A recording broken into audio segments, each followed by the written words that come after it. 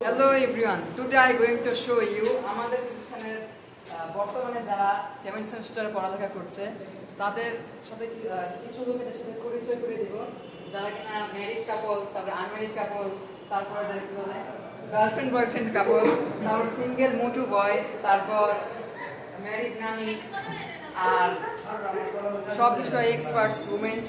Okay, let's get see them and take interview from them. Okay, her name is Mr. Raj. Mr. Raj, what is your feeling to got married?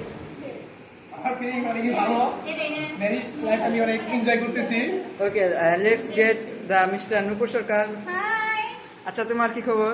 আমার খবর always ভালো থাকে কারণ আমি মানে happy একটা মানুষ সবসময় ভালো তাই আপনার বয়ফ্রেন্ড কেমন আছে বয়ফ্রেন্ড তো নাই বর্তমানে সামনে বছর বিয়ে করব প্ল্যান আছে আচ্ছা বিয়ের মধ্যে কি আমরা কি দাওয়াত পাবো না?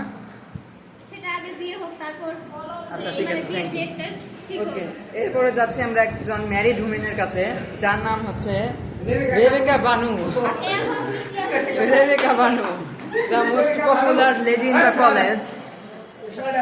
আচ্ছা রেবেকা বানু, আপনি কিছু বলেন. আচ্ছা রেবেকা বানু লজ্জা পাইতেছে. আচ্ছা তারপরে দেখি মিস সচিব. বয়ফ্রেন্ড কাপল মিস সচিব. আচ্ছা মিস সচিব, মিস্টার প্রদীপ আপনার গার্লফ্রেন্ডের জন্য কিছু বলেন. আমার কোনো কথা নাই। কোনো কথা নাই? ওপো দিকে খবর আছে কি করতেছেন? অ্যাসাইনমেন্ট।